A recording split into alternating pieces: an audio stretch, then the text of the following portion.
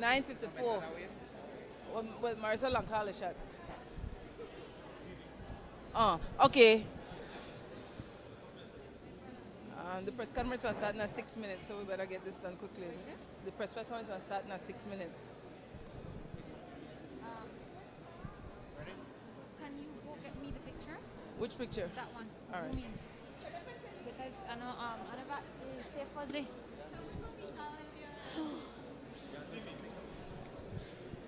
We're live. Just bear in mind that they will. We're live. Good night, Ambassador. His Excellency Alexis Rosado. So we're live, and because of the very short time frame before the press conference is scheduled to start by the TSE, let's get right into it. Your first reaction based on the results that we're seeing here, preliminary.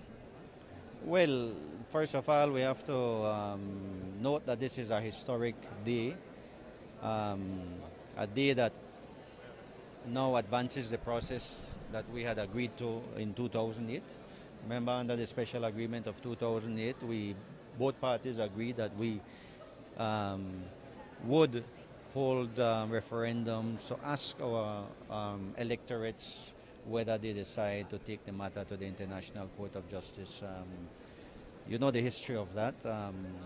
We knew this time would come, so we congratulate the government and people of Guatemala for holding a peaceful event. We're here now, we're seeing the results. I understand they will soon be announcing the preliminary results officially. But clearly you could see that what the tendency is. No? Tendency seems to be for a yes vote. Now it will require for Belize to hold its own vote on the same question that was asked today. So do you consider then that today's vote puts pressure on Belizeans to vote yes? I don't know if it puts pressure on Belizeans. The thing is that we had both agreed to go to court subject to the will of the peoples. So we knew that this day would come. And I don't know that it's a pressure. We had to someday ask the Belizean people the same thing. What we have to do now is to make sure that all the Belizeans are fully informed about the issue upon which the question is centered upon, no? Or whether we should finally and definitely resolve the Guatemalan claim on Belize at the International Court of Justice on the basis of international law. There has been talk as to whether people will be allowed to vote their mind, that the education campaign, when it becomes full-fledged, will not be a guided one to tell the people vote yes. What's the latest position on that point by the government of Belize? Well, the public awareness campaign is aimed at informing the Belizean people fully and completely about the subject. Clearly, there will be those who are against going to the ICJ, and that is part of the democratic process. The government on one side has agreed, and that's why they signed the special agreement. The government, first under the PUP government, then under the UDP government, we were working towards resolving the dispute on the basis of a negotiated solution. That effort continued for decades. Nothing worked. They continued for generations and nothing worked. So we reached the conclusion after the recommendation of the Secretary General of the OAS that, at the end of the day, the essence of the problem itself is of a legal nature, and the way to resolve it is by a juridical process based on international law. So Belizeans will be asked to decide whether that is the way they would want to go. I have not heard about another option to put to the people.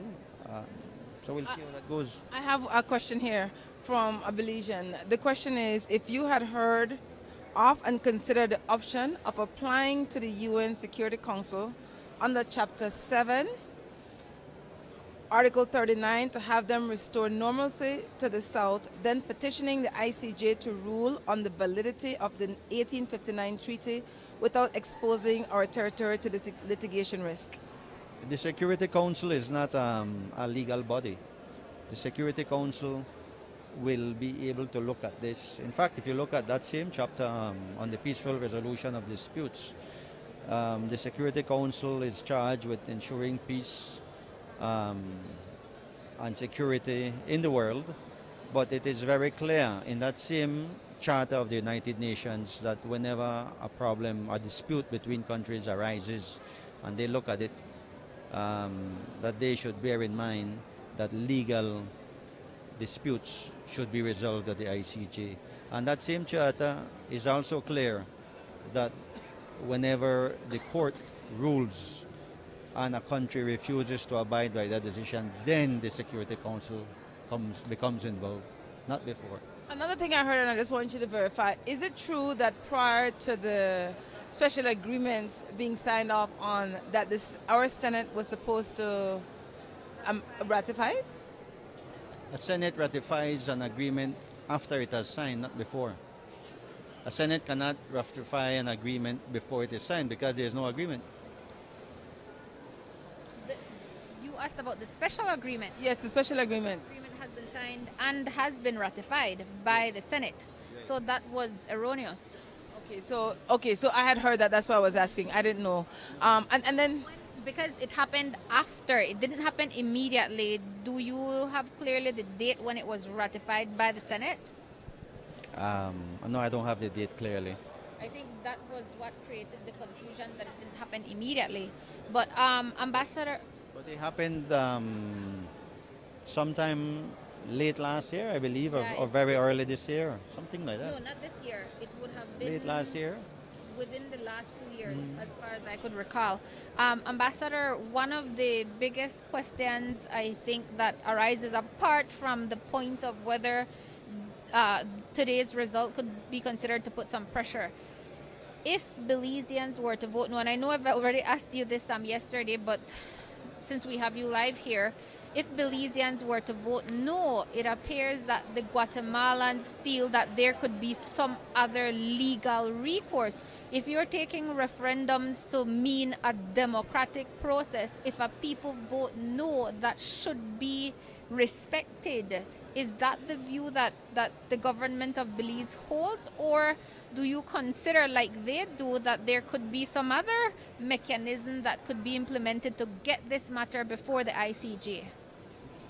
I really don't know what you're referring to in terms of what it is they think. I've shared today, the former foreign minister said some legal recourse.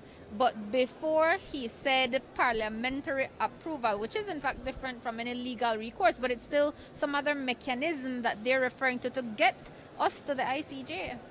Look, That's the end goal for them and top leadership in both governments. yeah, well, I won't speculate on what somebody may have said or didn't say because I didn't know what they said to begin with. As far as I'm concerned, the people of Belize will decide. They will be asked a question and they will decide. Now, if they decide no, we are speculating, of course. But if the people decide no, It has it to won't be respected. prosper. It won't prosper. I mean, we can't go on the basis of what we have agreed to. We have a special agreement that requires both peoples to say yes. If one of them say no, that agreement cannot advance. Now, if people could find other mechanisms to solve it, like I said before, for generations we tried, for decades efforts were made, and none of them succeeded. This is the one now that the people are being asked to decide upon, and they will decide, the people will decide. And then, Ambassador, I think the last question for me, unless I ask the question about sending the military to the border as a way of defining our own borders, securing our territory, so we won't. But Ambassador, some people are looking at the global figures of a population of 17 million. I don't know what's the voting age or how many are actually eligible but not registered. But if you have let's even call it 2 million people How do you take that to be representative, notwithstanding the argument of a simple majority? No, these are just people playing devil's advocate to say that definitely is not representative of a population's will. You could take it to mean also people abstaining from going out to vote, voter apathy, if you could put it that way. Your comments on that, on such views? Well, the nature of referendums in this country seem to be to follow a pattern of low turnout.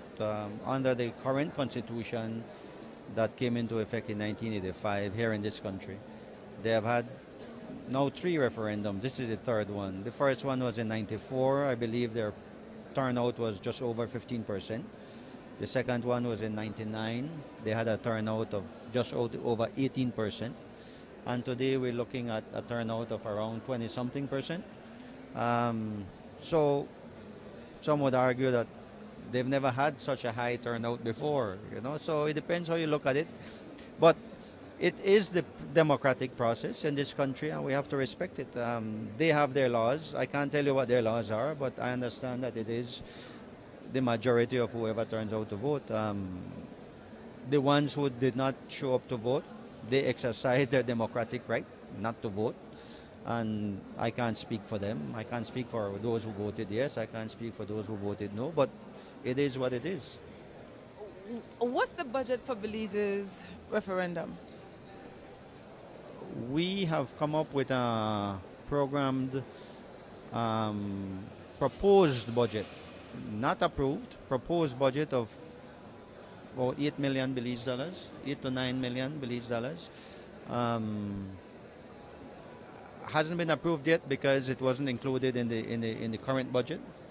So that will have to be looked at, and I'm sure the Ministry of Finance will have a lot to say about that.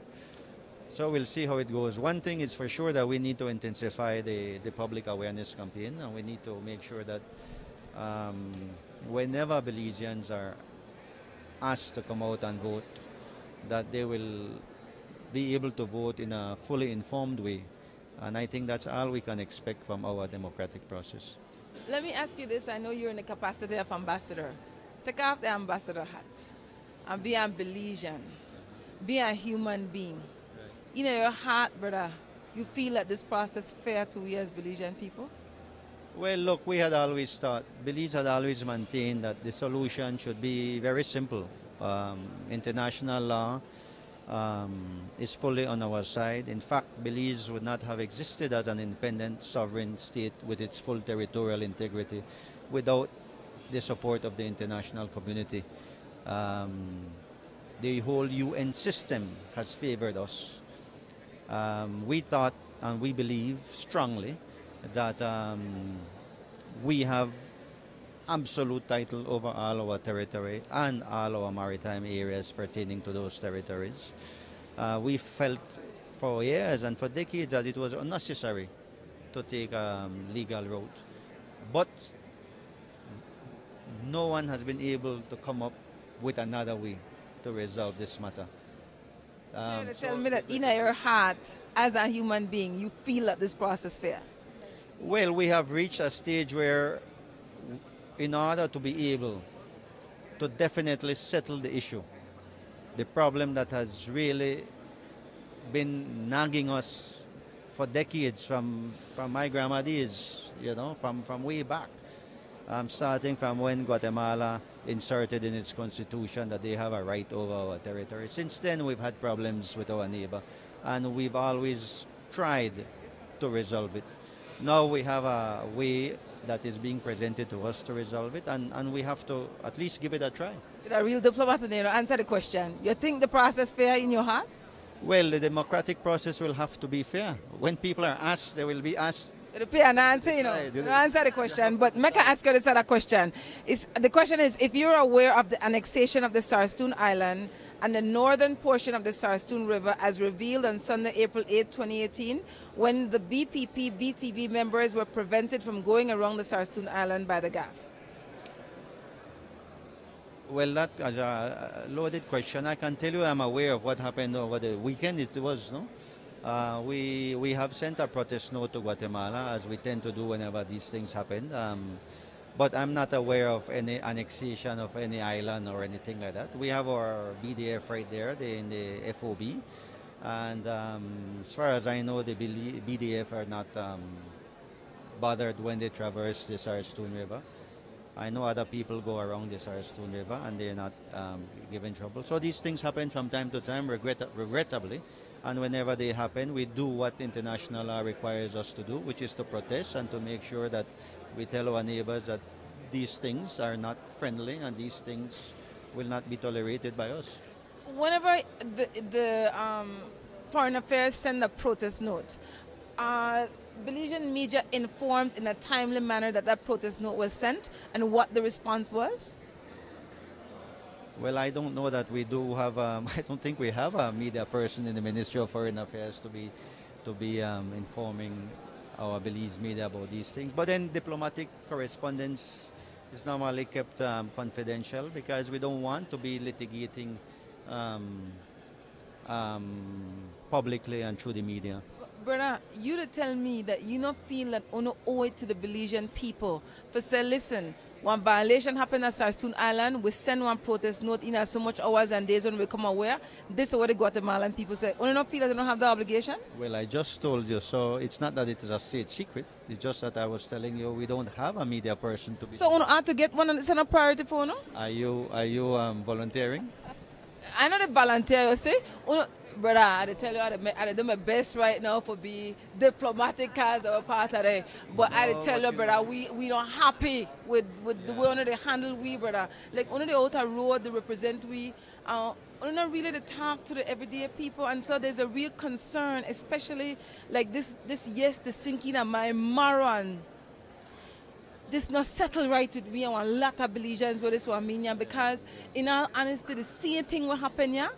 More than likely, unless Belizean people take it upon themselves to become informed, organize, and make one informed decision, not for lead nobody for how to make a decision, but make one informed decision. This is more the same thing, brother. And I say at the minimum, I appeal to you. Please get one media person from at least when my brother and sister down south, Belize Territorial Volunteer say, listen, there people the press pan we again that want to send out one press note and want to make we know what the answer. At minimum, brother, I could commit fire officer that.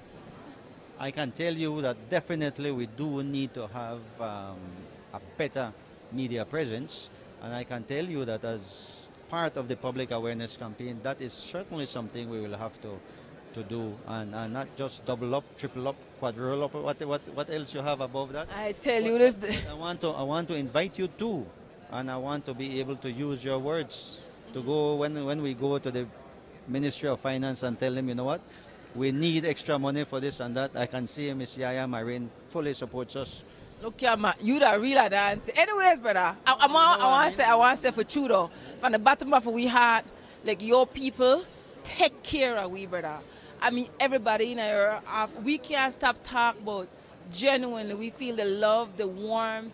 I mean, everything you could think about. I mean, we need extension card, we get extension card. We need water, we get water. Transportation, we get transport. Anything, drive, we wrong and wrong, brother. Like, genuinely, people, like the embassy of Belize in Guatemala. I don't know showboat. Genuinely, good heart. Take care. We really appreciate that, brother. With everything else we are real up with your boat, like we really appreciate. And I have to, you know, it's the least we could do. It's the least we could do, and I'm very happy that you all could be here. We have a very small community in this country.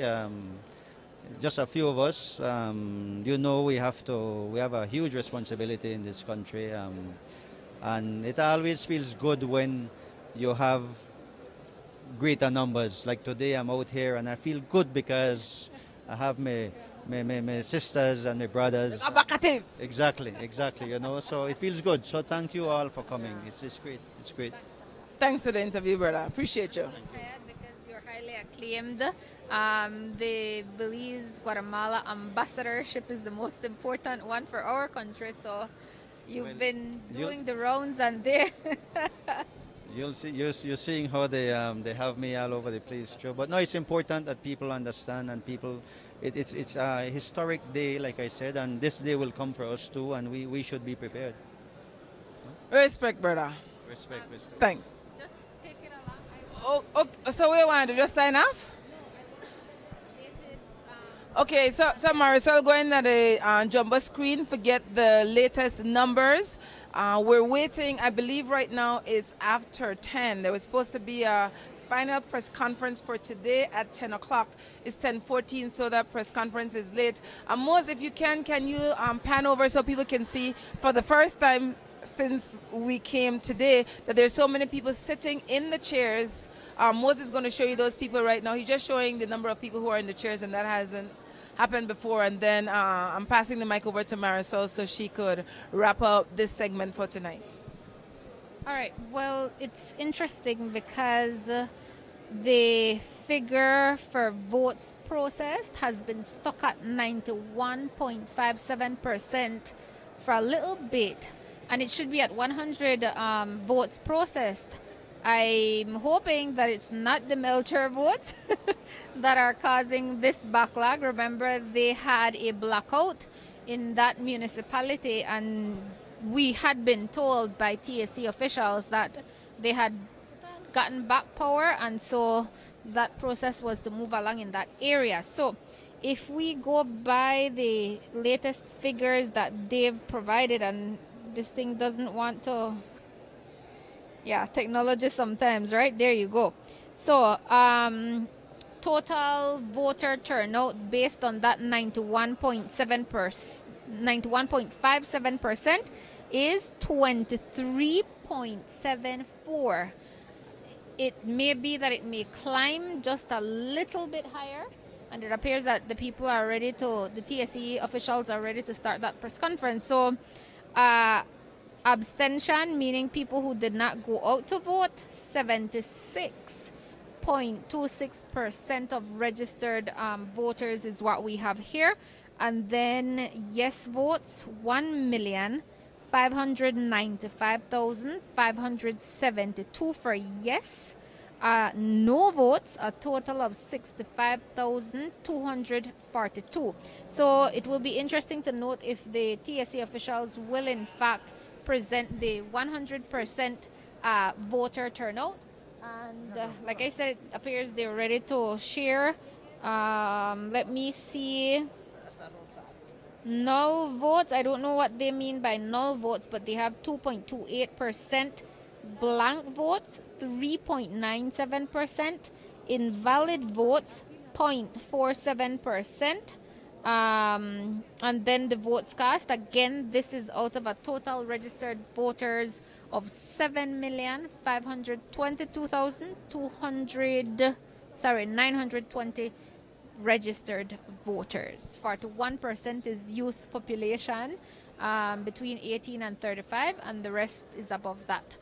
I'm not sure if we're going to wait until they are ready to start. I guess I'm gonna have to be doing a translation, either that or we come back and wrap up. Translation. So I guess Moses suggesting a translation as we go along. Everyone is seated at the table. It's about 10 people, and of course the president of the Supreme Electoral Tribunal, Maria Eugenia Mijangos, she's expected to take the podium anytime now, as soon as they introduce. It's still climbing, see?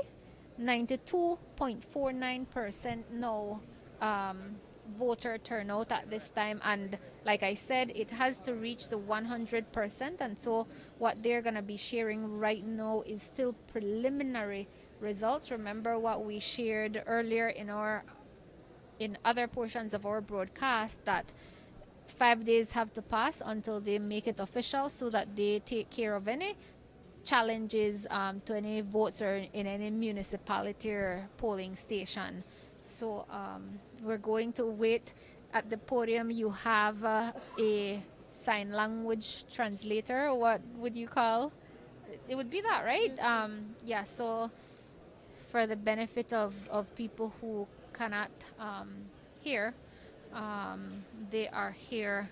And so it's a packed room, the section that they have for the reporters and for the media. The stand, I should say. Standing room only. Yes, yes, standing room. I should likely count how many cameras I see. I think probably over 50 cameras are in this room at this time. Big levels. I don't know what we will see when we have our own referendum. As the ambassador to Guatemala for Belize was saying, as soon as that re-registration process is completed, then the government would likely set a date. But until then, at this time, it's unknown. They're still even trying to get funding for that education campaign. They're billing that to be about 8 million. I was being told that what's in the budget at this time for an education campaign is only 50,000. Very, very insufficient for a full-fledged campaign that would need to take place. So I just wanted to note that in the last segment I said I would check, and it is true that the employees who work for the government will have a day off tomorrow, because the understanding is that a lot of them came out today to take part in the voting process, and so they have a day off tomorrow.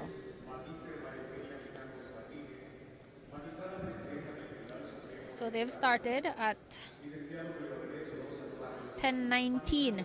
At this time, what the spokesperson for the Supreme Electoral Tribunal is doing is listing the what they're called magistrates of the Supreme Electoral Tribunal that join the president, Maria Eugenia Mijangos.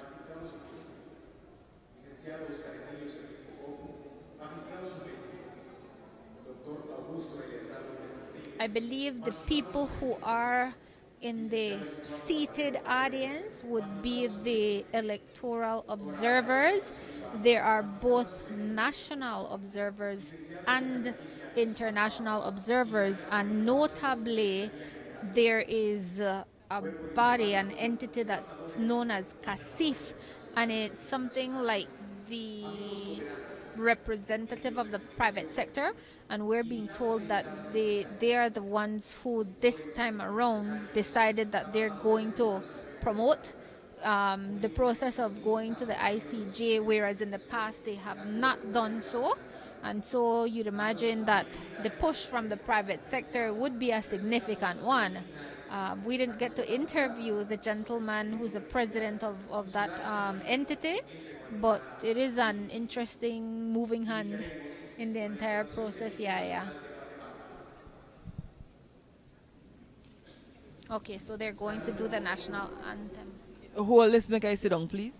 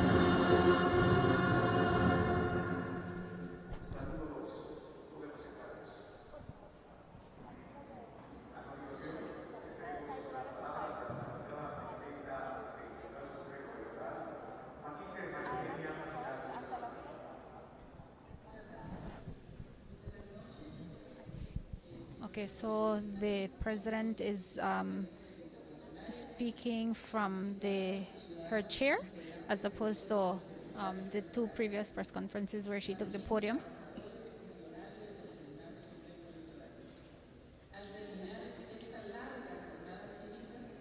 At the end of this long referendum day,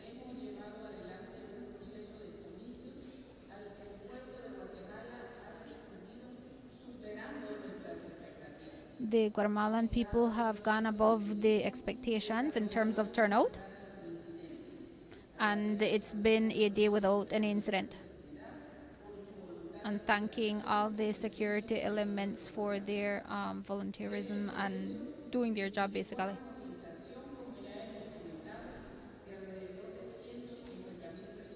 150,000 people were mobilized to carry out this referendum.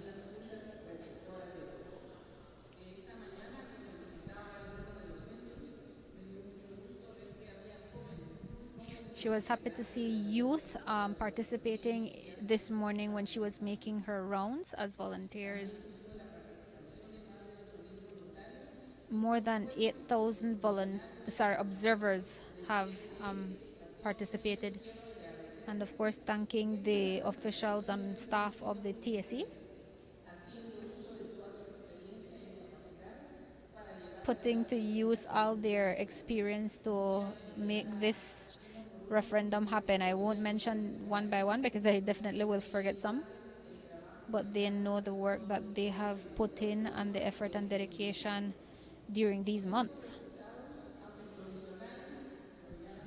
These results, even though provisional, they're advancing forward or progressing in terms of the numbers.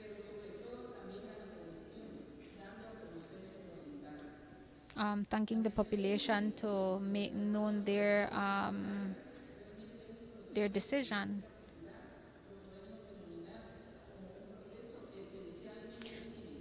It's an essentially civic process that this referendum basically means. It's a civic duty, essentially. You have done it without any kind of incentive except for the willingness and the civic desire to participate. Okay, so we're showing with this result that we are a country of peace and that any issues we want to resolve them peacefully. And we understand that we must be interested in transcendental issues of the society. At this time, I will solicit the presence of Mr. Gustavo Castillo. I think he's the president of the National Information Center. So he will share the results, preliminary officially. Good night. A pleasure for me to address you, and even greater pleasure to bring you preliminary results of today's poll. At the time, 92.8% of processed ballots. 1,410 ballots remain to be processed. 1,615,000.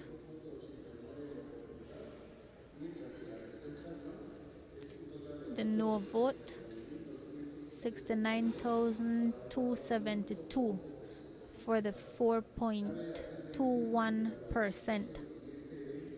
Participation in this event is 24.4%. That's a voter turnout.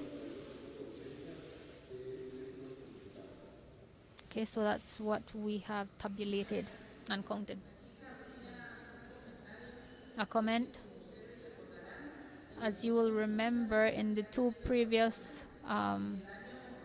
referendums had by Guatemala in 1994, participation was 15.88%, and in 1999, 18.55%. I will not deny that at some point, naturally, I was fearful that we would not reach those results. but I think that we should all feel satisfied and celebrate this civic party that we have realized here. So, yeah, that one always, the clapping in sign language. I love that.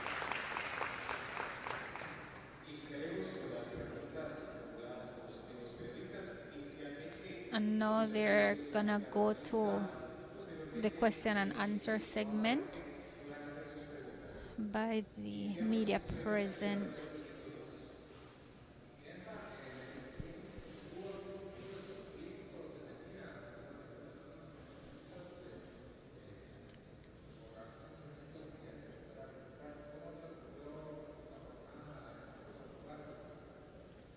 Pues le podemos decir que transcurrió sin ningún tipo de incidente. I think he was asking about any incident occurring, and she says there's been none. El mecanismo de la Mesa Electoral de Seguridad en el año 2015 la teníamos únicamente en la capital y cabeceras departamentales. Ahora logramos avanzar en algunos lugares a nivel municipal.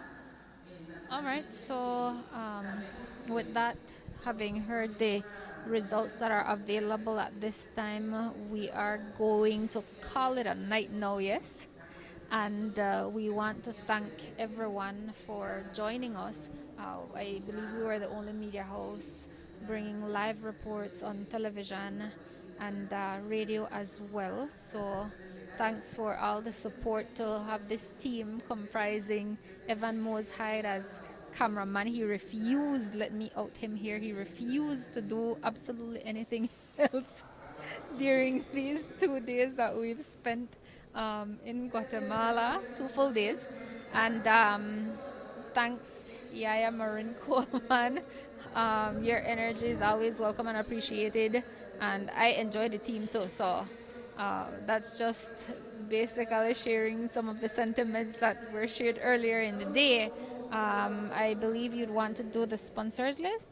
Yes, and definitely thanks to everybody who support me. I mean, people who will know and who will not know for tuning in, for the good vibes, to make sure we could do the live streaming genuinely from our heart.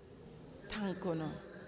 For always the for we make a heal up the sponsors. One last time, official sponsor, Freetown Drugstore, premier sponsors, Magic Fingers, Trucker Adventures, Mikado Textile, Delmart Hardware, contributing sponsors, Oceana, Scotiabank, Quick Stop, Personal Finance Center, National Agriculture and Trade Show. Yes, Marcel? Melcher 97.2% tables counted, or